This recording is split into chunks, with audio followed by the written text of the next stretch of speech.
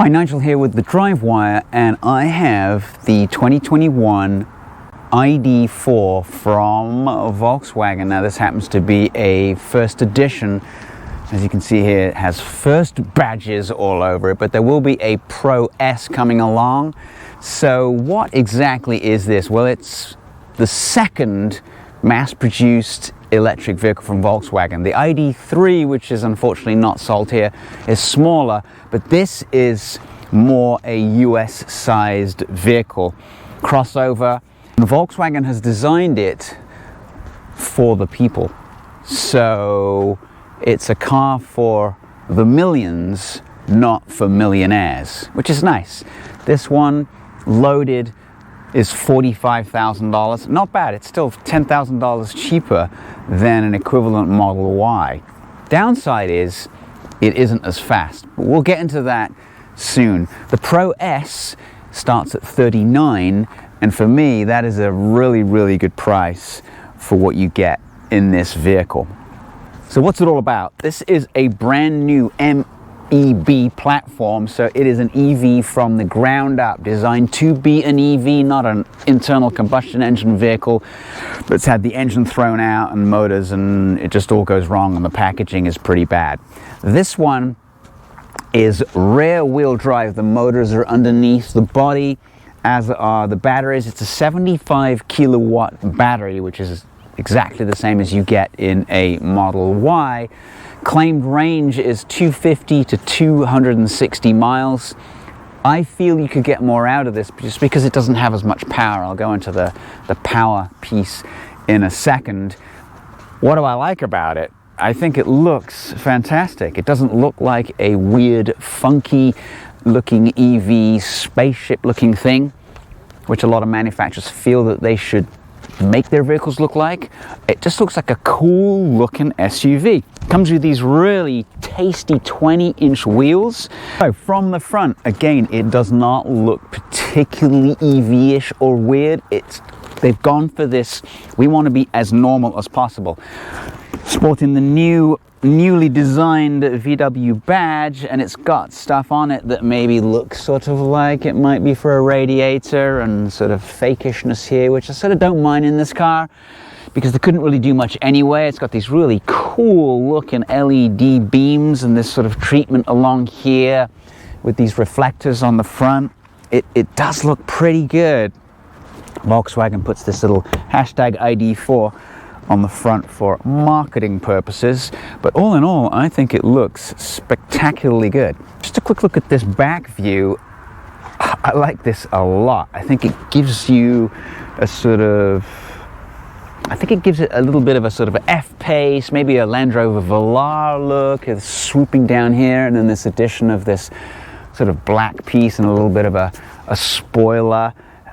It's pretty good, and then the roof is completely glass, a la Tesla Model 3 and all the other Teslas that are out there, and it gives you a wonderful view at night of the stars if you want to, but it has a cover so your head doesn't get burnt off in the sun.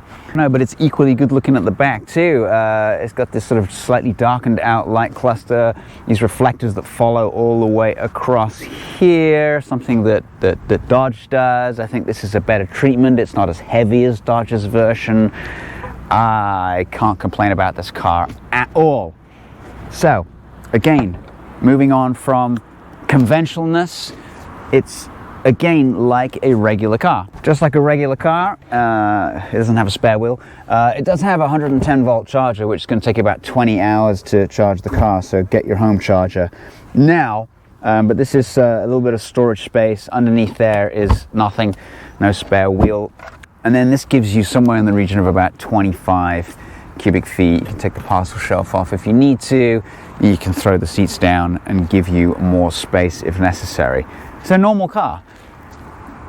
New technology, normal car. So charging is done here at the back. There are the two different chargers. This is going to be the level 2 one. You pull that out, you throw in the big charger.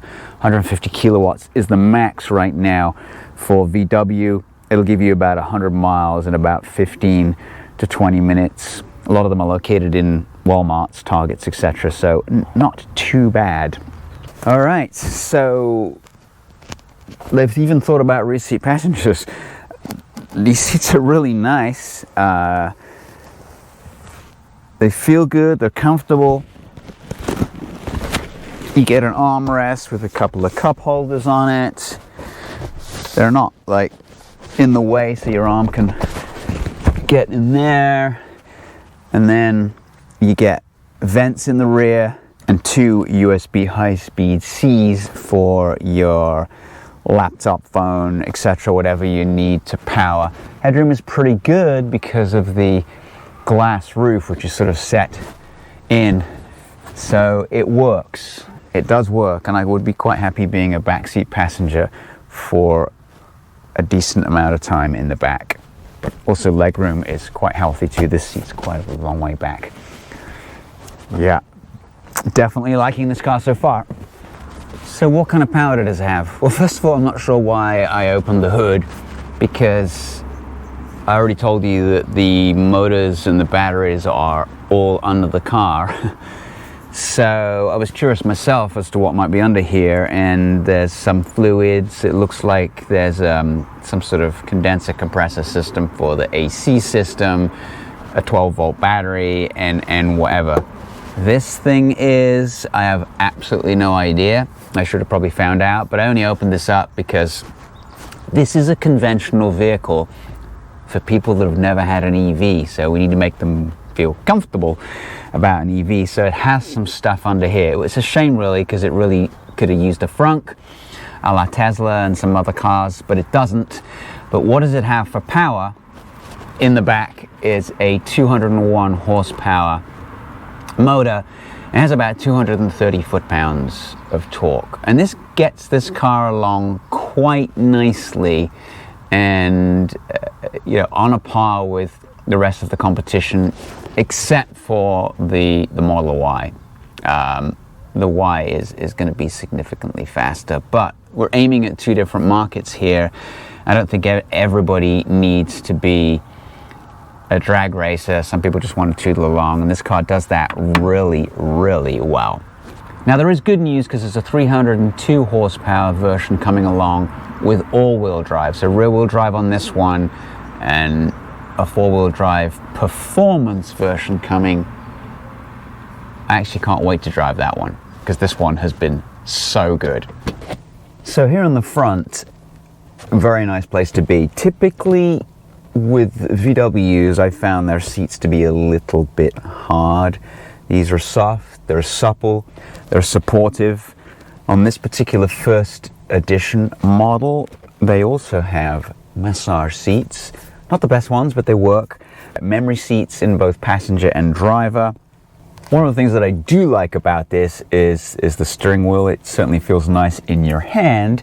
When you move it, it'll go up and down and also telescope. And the small driver's instrument cluster here moves with the wheel.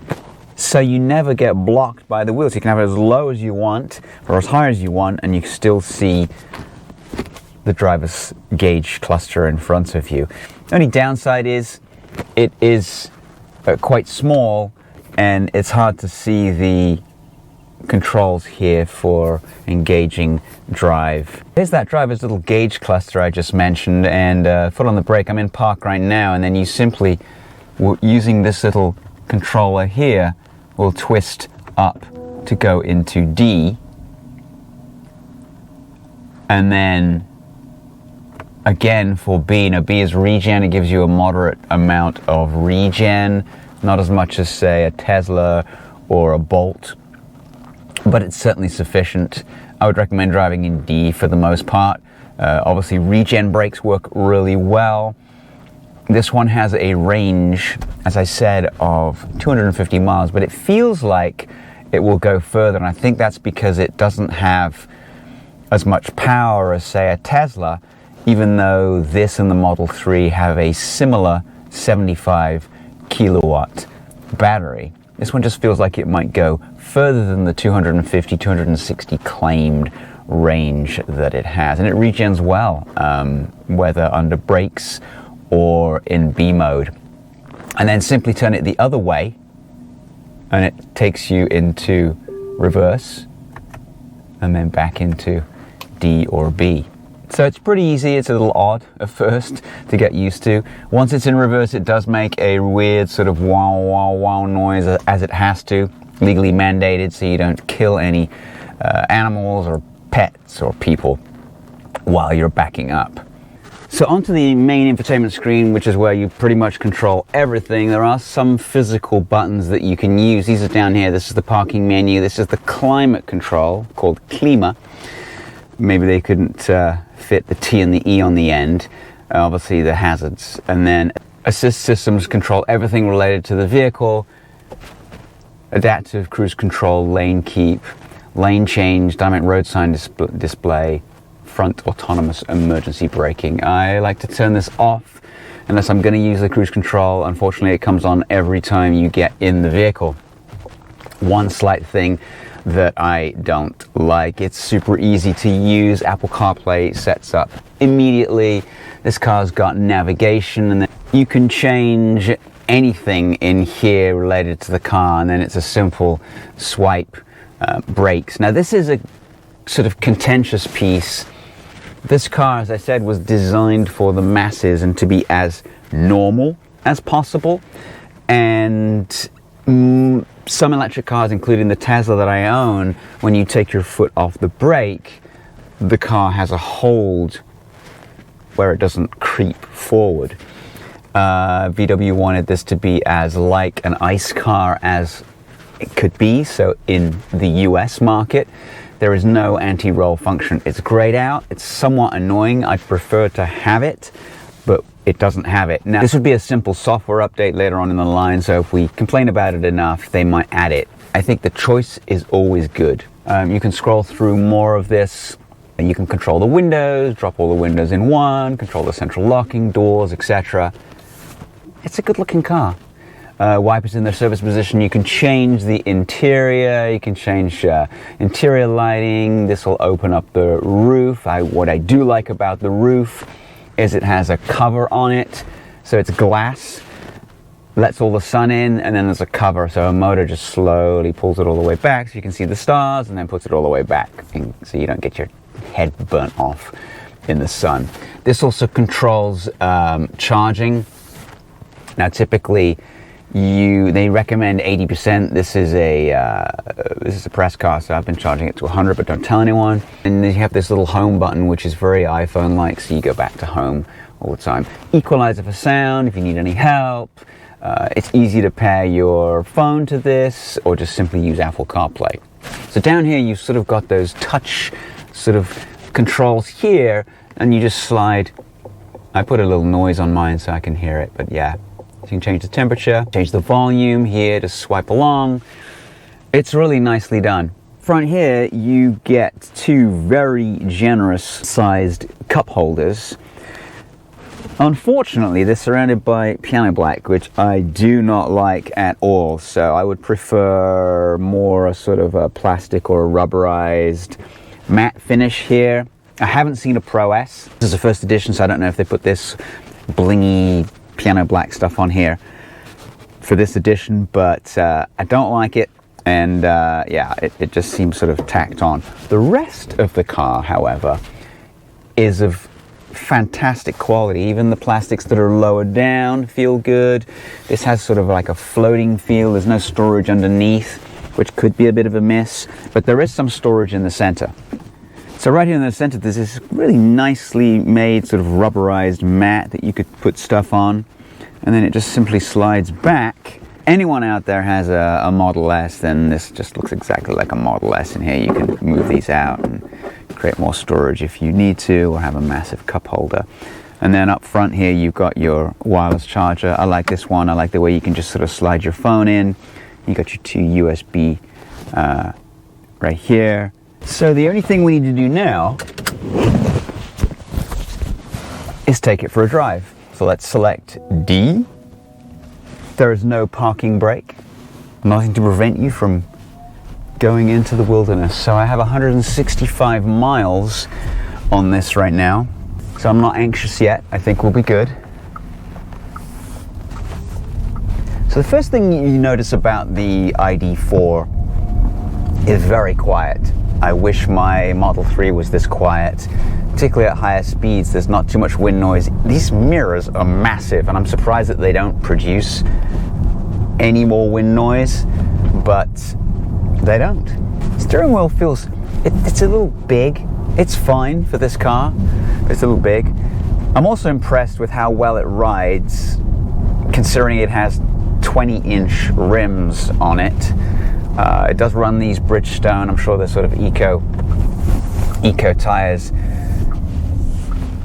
But yeah, it's a pretty smooth ride. The steering is actually quite nice. It's really quite direct. If you can see that the car is sort of, it's moving when I move the wheel. There isn't a lot of play in it. Obviously you can't feel what the front wheels are doing, but it's nice because you get more feel than if it was a front wheel drive. Obviously it's rear wheel drive with a rear motor, as I'd mentioned earlier. So it does make it steer quite nicely. A little soft in the suspension. It does roll a little in the turns, but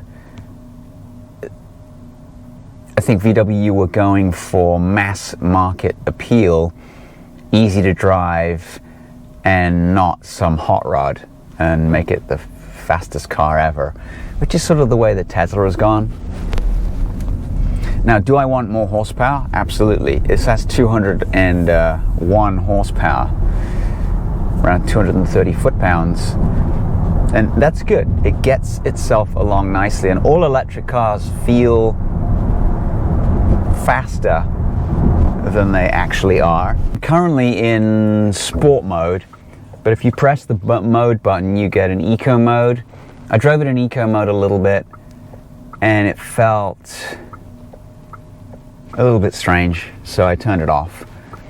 Comfort mode and sport mode, and then custom mode. So if you hit custom mode, you can change suspension, steering, drivetrain, the adaptive traction control system, etc., etc.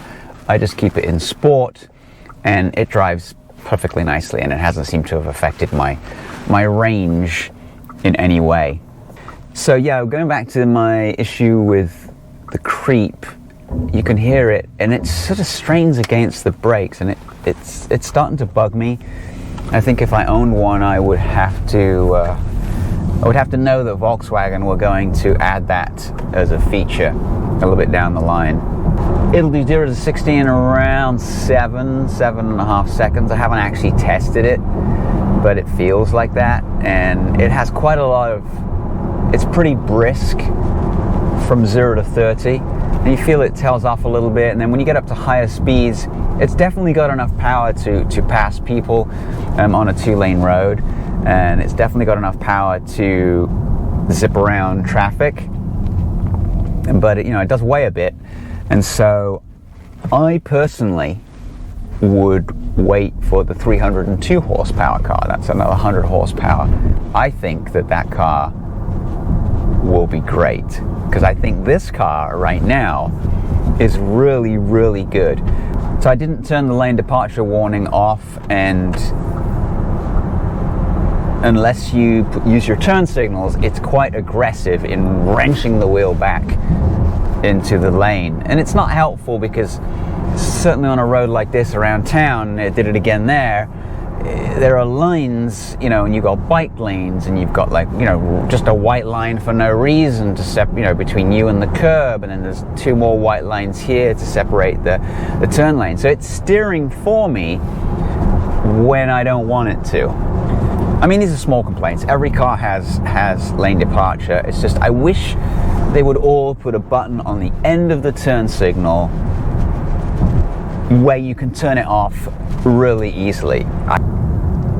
It's just so easy to drive. It's relaxing. I mean, that's the key thing is that, nobody wants too much stress in your life. I was sat in traffic the other day, and I was like, yeah, I'm just fine. I got my music playing, and I'm just sort of chilling out in the traffic. And it didn't bother me. And the nice thing is, you're sitting in traffic, you're doing like 5 miles an hour. I'm not using any gas at all. It's not costing me money. This thing is just trickling along. It's powering the AC. You might lose 1 mile of range. every 10-15 minutes, but who cares? It's not costing you anything. I'm impressed with what VW has done to engineer this car. They've thought about it. They've obviously taken a look at the competition Model S down here. Complete blatant copy, but whatever. But for a car that you want people to just adopt, people that haven't had an EV before, and obviously they'd like to attract people that have had an EV before. I think this might take some sales from the Model Y for people that are not speed merchants, that want all that speed. I think it's a nicer car than the Model Y. I think it looks a ton better because it looks like a normal car, but it looks like a cool, modern looking car. And it doesn't shout, you know, I'm a funky Jetsons looking EV, all curvy and weird and stuff. I love this car. I didn't think I would, but I do. To be honest, with 300 horsepower, I would put this on my list. I would put it on my list as a car to buy. This one with only 200, I think I'd be lacking a little bit. Now the other downside is that they don't quite have the network for road trips. So you want to take a road trip, you'd have to plan that out. And one of the other things that this VW has is it has a light cluster. It has this LED light that runs across just below the windshield. It's VW's technology for sort of communicating with the driver using lights. It's a little bit close encounters of the third kind, but hey. And if you set the navigation, it will show a light on the left for a left turn and a light on the right for a right turn. A little bit like the Cadillac in its main driver display, showing its camera system, and it shows a big arrow. Turn right now, turn right now. Because sometimes you miss turns in the navigation because you think you're closer than you really are and you take the one before. Come on, we've all done it. And so this system shows you, but it's not. You don't have to look down. You're looking out the windshield and you see the light and you go, oh, the left turn's right here, and you take the left turn. I haven't tried it yet. I just thought it was a bunch of cool looking lights because you can go in and you can change the ambient lights to be any color under the sun. I wish Tesla did that. It should be easy to offer, but they don't. All right, flat down. It just sort of whooshes away.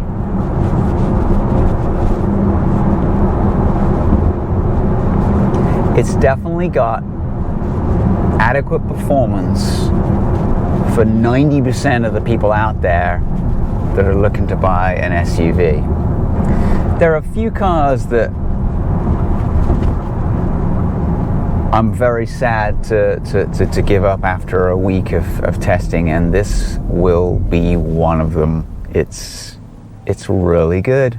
I really, really do like it. I think the only thing we're missing is I do like cool seats. It's hot here in Southern California. It's June. In July and August it's going to get even hotter. It would be nice if this had cooled seats. It has heated seats, but that's not helping me out when it's 100 outside. Very impressed. This is a great car. I would definitely go out and get a test drive of this. If you're looking for an SUV now, you know, for $45,000, well, they start at $39,000. The Pro S, you can order one for $39,000. That's a good price. You're gonna pay $10,000 more for a Model Y. That's a good price. So well done, VW, and thank you again for watching. Please subscribe. We'll be back next time, and instead of saving the planet with this electric vehicle, we will be somewhat damaging it with the 702 horsepower Ram TRX. So stay tuned.